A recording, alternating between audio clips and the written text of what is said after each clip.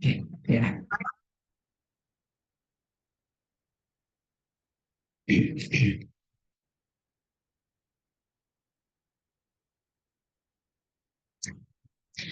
A blessed and wonderful day again to everyone, and hope seeing you that you're all in good condition as we are gathered together by this Sunday. And of course, I want to greet you a pleasant, wonderful, and beautiful day of Sunday. And I hope so that everybody is in good condition right now. So as we start with this message today, I want you to please bear with me that we could study the Word of God through this book, the Bible itself. And I would like to bring your attention to the book of Acts, chapter 20, verses 17 to 29. And we will no longer be reading this. It's long, and we will just pass through with these points of the Word. And we pray. Heavenly Father, we thank you, Lord, for this day again. You had gathered us, you had brought each one of us to the place of worship. And I know, Lord, that you have a purpose for each one of us.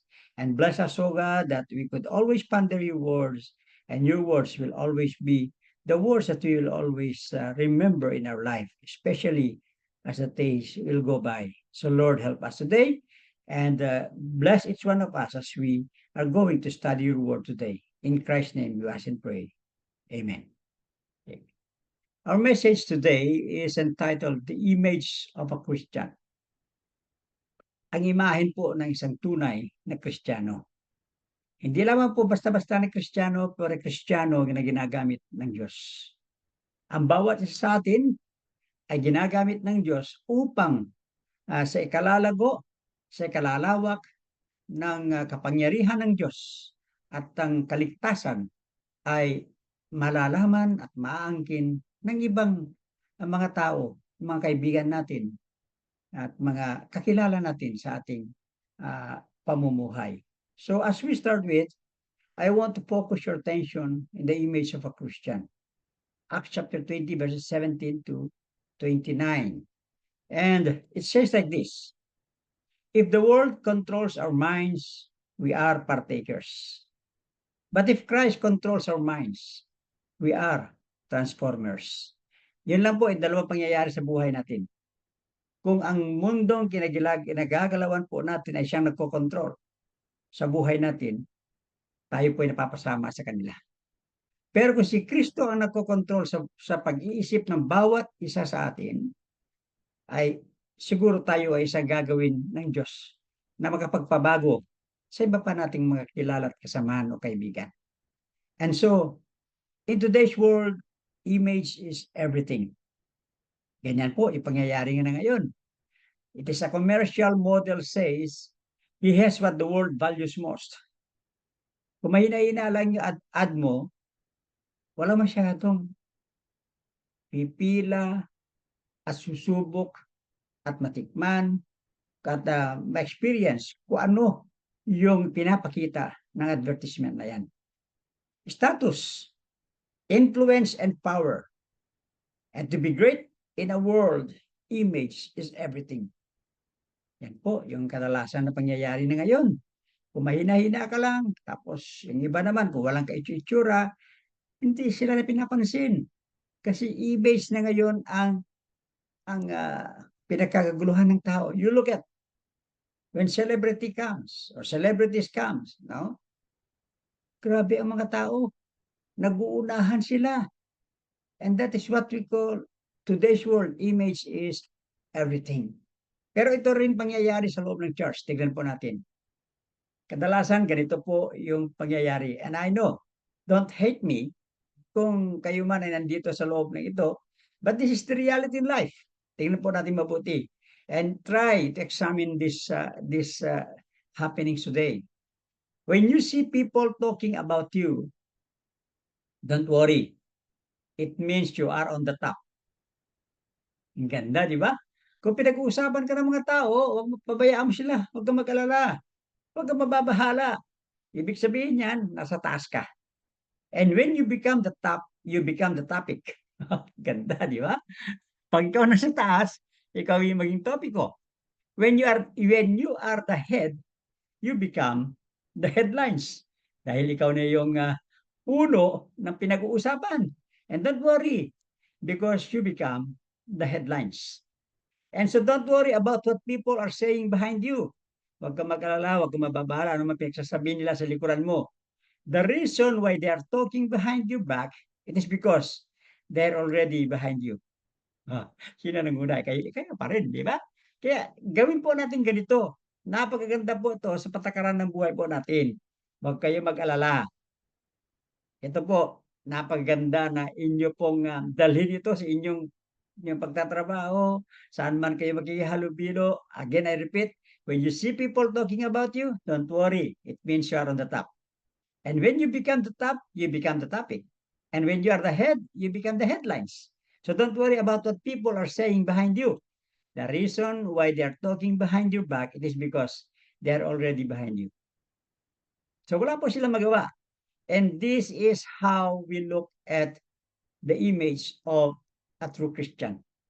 So number one, image of a true Christian is he must be a servant image.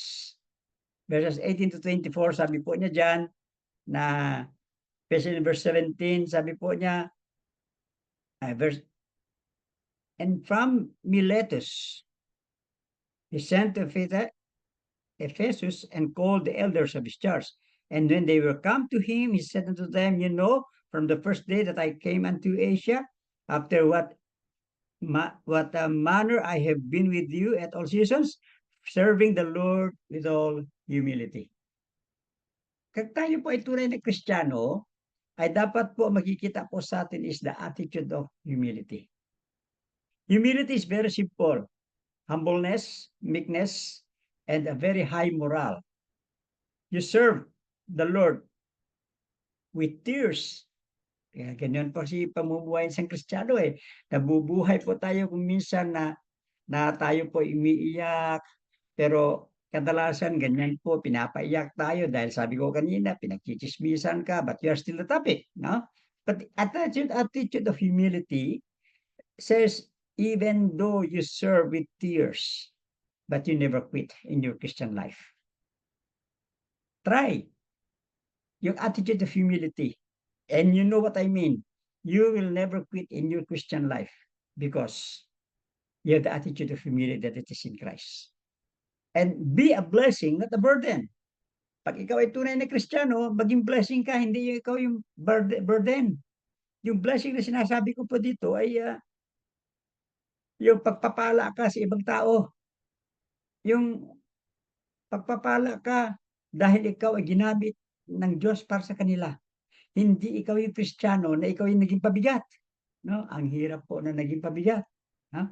Kasi kung ikaw yung naging isang pabigat, hindi po maganda yung takbo ng isang grupo, sa loob ng bahay, o sa mga magsasama.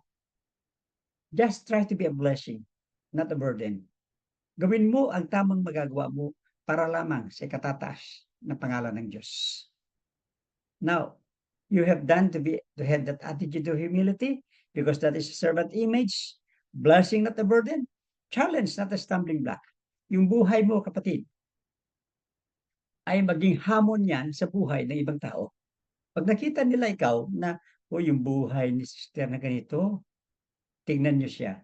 Kahit na ang dami siyang di pinagdaraanan ng mga pagsubok sa kanyang buhay, patuloy pa rin siya na naglilingkod sa Diyos. At wala kang narinig sa kanya na murmuring, mga kung ano-ano dyan. Pero nakikita po yung buhay niya, mas lalo siyang napapayakap sa Diyos. Alam po? And of course, when your life is so smooth because you are a Christian, you will become a challenge to others. Ang gagawin siya, ay maging gaya ko kaya siya. Gusto ko siya magiging katulad, no? And not a stumbling block. Hindi ikaw yung tao na pagdating mo pa lang, ang mga tao tumataas ng kilay kaagad pag dumating ka. Ikaw yung tao na pagdating mo pa lang, Dahil alam nila yung ugali mo, no, siguro pagdating mo, pagpasok mo pala sa pintuan na yan, ang dami nang yung nagiging, hindi pa ganoon. Try your life to be a challenge, not a stumbling block. So ano pong gagawin natin when you try your life to have an attitude of humility, a blessing, not a burden, a challenge, not a stumbling block? Take care of your thoughts when you are alone. Take care of your thoughts when you are alone. Pag-iingatan mo yung pag-iisip mo pag nag-iisa ka. And take care of your words when you are with other people. Ingatan mo rin yung mga lumalabas sa bibig mo kung ikaw ay nakakasalimuha sa ibang tao. And take care of your ways when you go along with them. Mag-iingat ka rin sa iyong mga ginagawa, yung mga style mo when you go along with them. So in order that you can win them, try to do these things. Take care of your thoughts when you are alone. Take care of your words when you are with other people, and take care of your ways when you go along with them. Dahil ang mangyayari diyan kung mayroon kang kaibigan o kung sino diyan na ka-relatives mo o kung sinong kilala mo at nais mo sila dalhin sa Diyos na sila ay magkaroon ng kaligtasan, ay gawan mo, ipakita mo kung ano yung talagang buhay mo. When you go along with other people, barkada mo. No? Try to win them for God, for Christ. That is a servant image. Hindi yung, if you can't win them, dalawa lang yung pangyayari. If you can't win them, join them. Ikaw yung mawawala. So that's the first attitude na serve them, serve God with humility. Ang ganda po ng sinabi po ng Apostol Pablo po dito na humility of mind and with many tears and temptations which befell me by the lying in wait of the Jews. And I kept back nothing that was profitable unto you. Eh? Wala po siya tinago na para sa kanya lamang. Hindi po siya yung selfish na tao. No? Always bear in mind. Make your life a channel of blessing for others. Not a stumbling block for others. Alam mo, just for the truth. Maraming pangyayari ngayon sa loob ng simbahan. In-invite mo sila na mag-join in the fellowship. Andyan sila. Pero hindi ba ninyo alam na may mga tao na invite natin na nag-observe. Wala sila ibig. Pero yung kanilang mata, yung kanilang puso, yung kanilang pag-iisip, inoobserbahan kung ano yung pangyayari sa loob ng fellowship, ng isang church. So that's why, yun na sinasabi ko. Take care of your ways when you go along with them. Take care of your words when you are with other people. And take care of your thoughts when you're alone. Try to be a challenge, not a stumbling block. You can win them with that servant image. Yan po ang kailangan ng isang tunay na Kristiyano. Have that servant image. Number 2, sabi po niya in verse 25 to 27, ika nga niya, and now behold, I know that we are all among whom I have gone preaching the kingdom of God shall see my face no more. Wherefore I take you to record this day, and I am pure from the blood of all men, for I have not chance to share the gospel and the counsel of God. Number 2 is show them as a Christian, as a steward image. Steward image is what we call very simple. Kung ano yung pagpapala ng Diyos sa iyo, kung ano yung binigay ng Diyos sa iyo, gamitin mo para sa ikakaluwalhati ng ating Diyos. Sabi niya, with the gospel in our hands and the message in our hearts, we can save the world. Stand for the truth and live by the truth. Yan po lang kailangan natin gawin. No? Napakasimple lang ang dapat natin gawin. We have to stand for the truth and live by the truth. So, ika nga, make not your mind so close to the things na para sa Panginoon, but rather, close your minds to the things of the world. Don't let the world influence your thinking too much because the fellowship may become popular to be politically correct but not spiritually sound. Yan yung mangyayari. Kasi kadalasan, don't get me wrong, even in the churches today, as I've been through many churches, I've been invited through many churches. Alam po ninyo, hindi pa rin nawawala yung politika style. Marami, kahit mga pastors, yung ginagawa is politika. Nakikisang-ayon, nakikibagay sa mga di dapat pakisamahan. You have to stand for the truth and live by the truth. Kaya nga, if the world controls our minds, we are partakers. But if Christ controls our minds, we will become transformers too. So stewards, not only one who manages. Hindi ang steward image, hindi lang siya yung pinagkakatiwalaan. Tayo pinagkakatiwalaan ng Diyos. Hindi lamang nasa pastor o kung sino dyan pinagkakatiwala ang ministry o ministeryo o ano dyan. Tayong lahat ay pinagkakatiwalaan ng Diyos. Each one of us had the responsibility in doing so that others may come in. So tayo lahat ay may responsibilidad. Okay, nakikita ko po dyan, ano?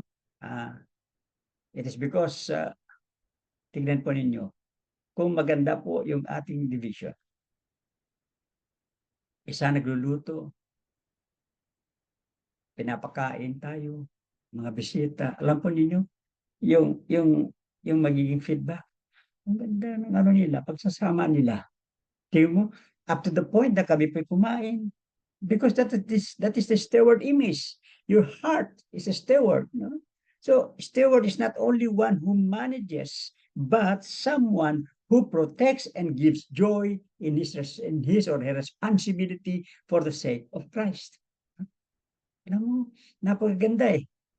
Yung may nagkatok pa lang dyan sa pintuan, binuksan mo na, ay, welcome po sis, welcome, come in, join us. Alam po, nakakataba ng puso yun. The joy in serving, nakakataba po ng puso yun. And not only a steward is the one who protects and responsible for something, as you stand for truth. Kaibigan mo, nandiriyan, sa kanya. Ikaw magsasabi sa kanyang katotohanan. Alam mo, kaibigan, alam mo, sis, I want to protect you from any harm. Ang katotohanan ay katotohanan. Pag nakikita mo siya, ay medyo tiwali na ang kanyang pamumuhay. Sabihin natin katotohanan. Huwag po tayong matakot na pagsabihan ng ating kapwa. Kung nakikita po natin, ang kaibigan po natin, na medyo hindi maganda po yung kanyang ginagawa, you will be made accountable for her or for him. Because you know the truth. And that steward image must come out. Because sabi ng ating banal na kasulatan, the truth shall set you free. Yan po yung katotohanan. We have to stand for the truth and live by the truth. We don't need everyone to hear and shout, hey, I'm a Christian. Hindi po kailangan. Hey, ako Kristiyano ako. Hey, ako isang tagapaglingkod ng Diyos. No, you don't need to shout, but rather, everyone might know, as they could have seen you, that Christ liveth in you. Kaya nga, if Christ liveth in us, ay ibig sabihin po na, it's not all about you that they're talking about. It's all about God. Hindi ikaw ang pinag-uusapan nila dyan. Ang pinag-uusapan nila dyan ay kung sino yung Diyos sa iyong buhay. Kaya sabi ko kanina, never mind them talking behind you. Because, don't worry, they are already behind you. You are in front. So, very simple. Be a steward image in the eyes of man and in the eyes, especially in the eyes of God. kung katotohanan lang ang ating dapat ipapairal sa puso natin bilang isang Kristiyano mapagkumbaba, isang Kristiyano na magkakatiwalaan, napakadali po ng samahan sa ating grupo. So that's what we call the steward image. The next one is, hindi lamang po ito para sa pastor, hindi lamang po ito para sa mga may katungkulan sa simbahan, but a shepherd image ay ibig po niya sabihin, verse 28, andito po.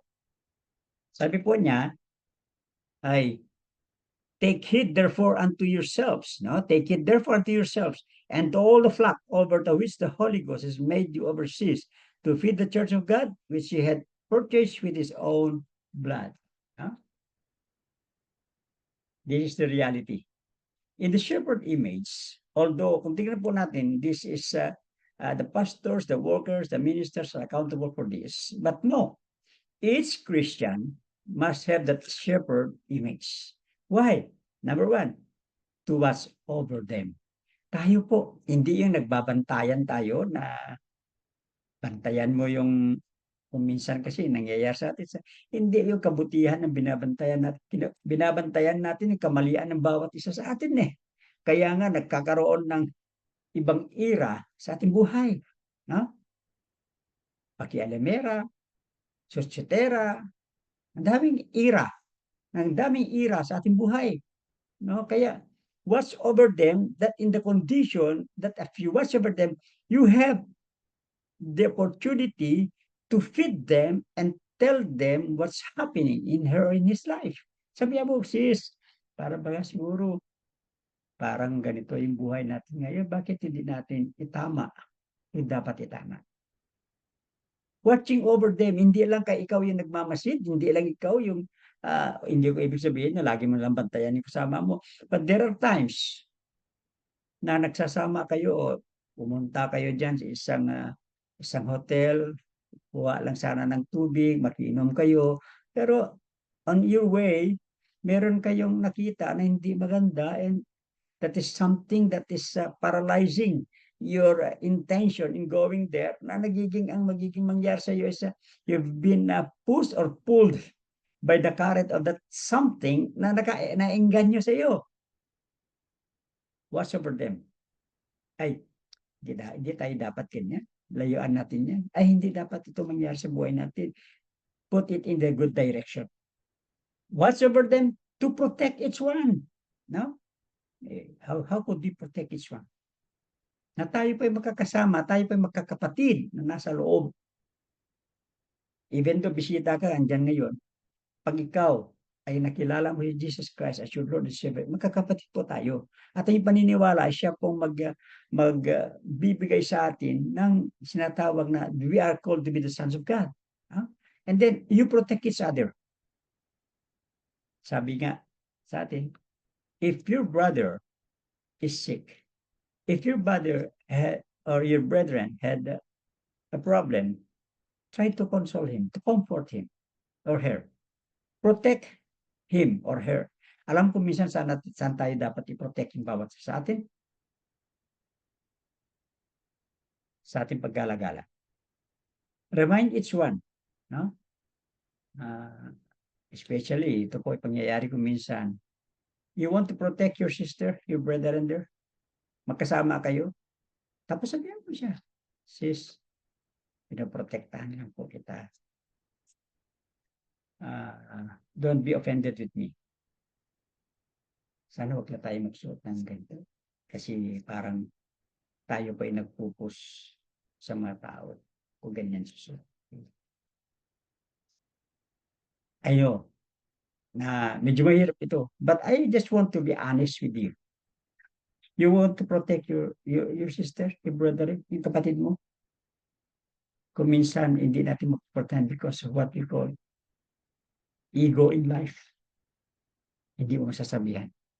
But if you do it with the proper way na bilang isang kapatid, isang Kristiyano na tunay, hindi dapat mawala yung image na yan. Protect. Gampanan mo yung katungkulan mo itong protektahan yung kapwa mo. And to feed them.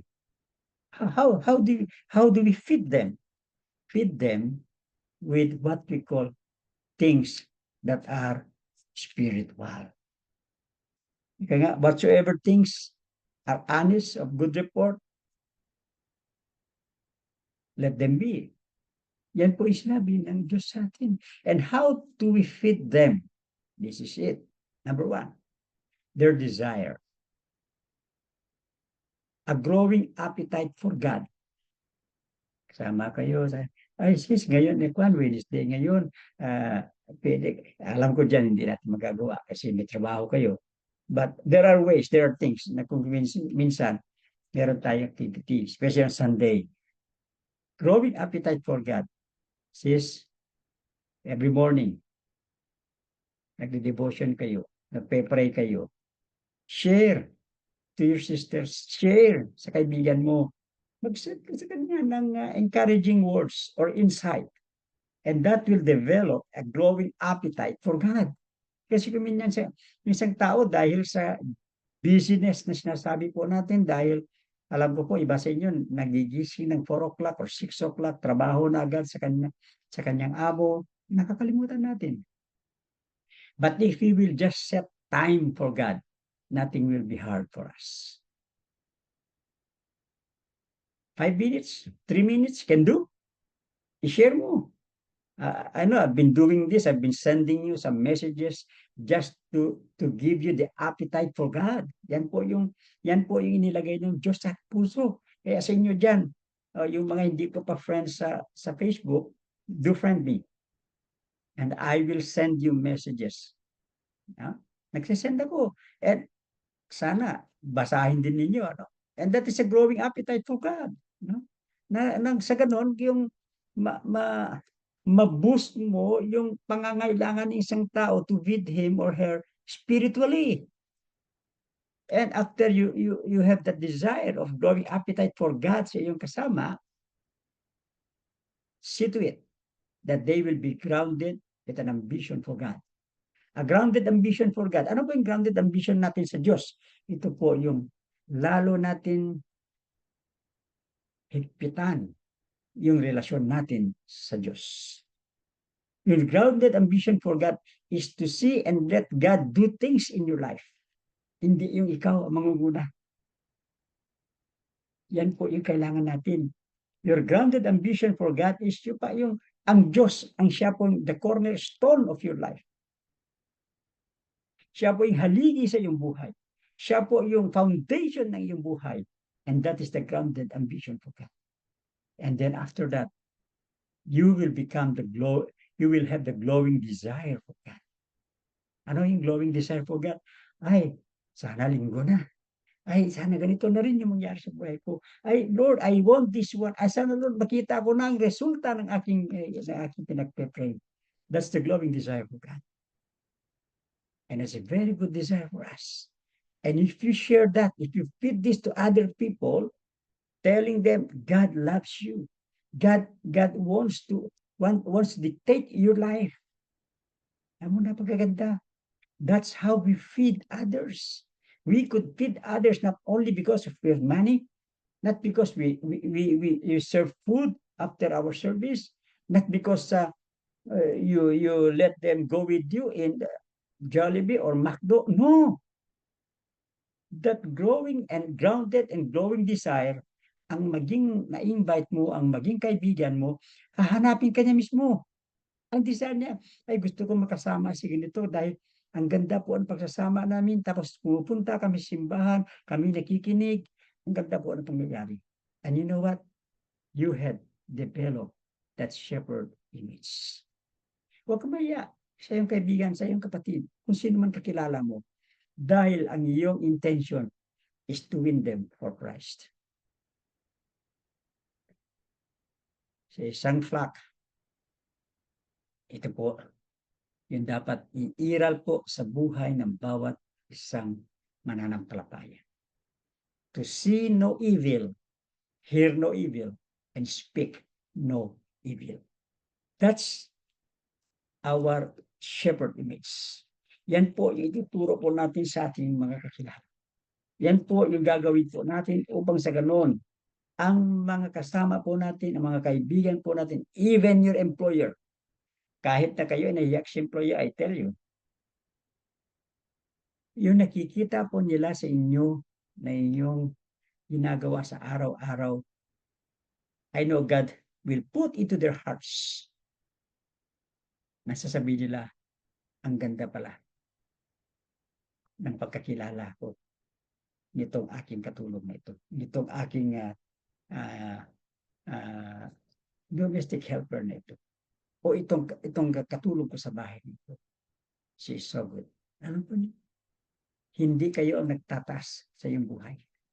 Panginoon ang naglalagay sa puso ng bawat isang nakakilala sa inyo.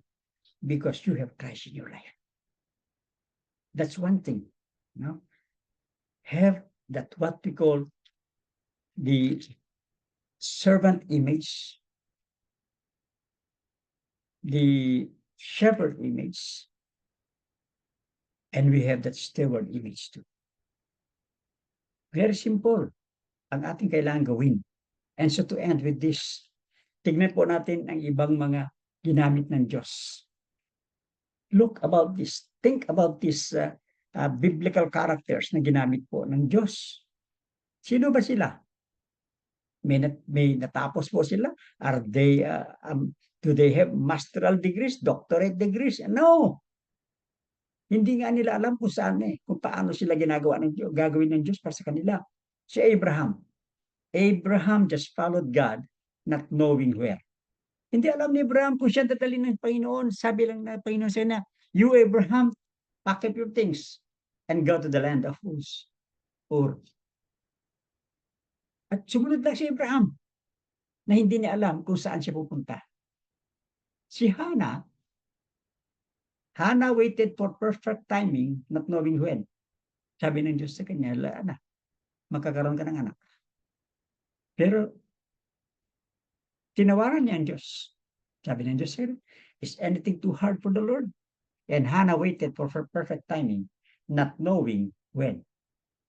Si Mary, ina ng Diyos, si Jesus Christ.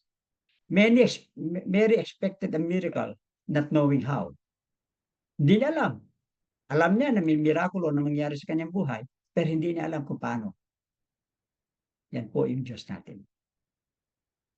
And He conceived a son, conceive and bear a son through the Holy Spirit. Joseph trusted God's purpose, not knowing why. Si Joseph, binenta ng kanyang mga kapatid. Naglingkod siya sa isang captain, si Captain Potiphar. Hindi niya alam kung bakit nandoon siya. Pero ang Diyos, siya lang ang nakakalam. So in this kind, in our life today, maybe I don't know you much. Maybe bisita ka ngayong araw na ito. God wanted to use you. God wanted to talk with you personally. I don't know how, I don't know when, and I don't know where, and I don't know why. Just think about God. At ang sabi ng Panginoon, I want you. Your answer may be, where? I want you. Your answer may be, when? I want you. Your answer may be, how? I want you. Your answer may be, why? But everything will be wrapped that God says, I am what I am. Nothing is too hard for the Lord. Your image is what value most to be in a Christian life. Christian life, sometimes it's hard, but Christian life is the happiest life because Christ liveth in you. Magandang hapon po ulit sa lahat and may God bless you. Tayo po'y manalangin. Dakilang Diyos, kami po nagpapasalamat muli sa napagtuunan po namin aral ngayong hapon na ito. May you continually bless, O God, the hearers of your word. May continually speak unto them, talk to them, O God, in a very, very way that they could understand what you are longing for to them, to each one. I know, Lord, na ikaw lamang po makapagpabago sa buhay ng bawat isa sa amin. Ang amin po magagawa is to fully surrender our life unto you. That as we surrender our life to you, you are you are the one who will be in control of our whole life.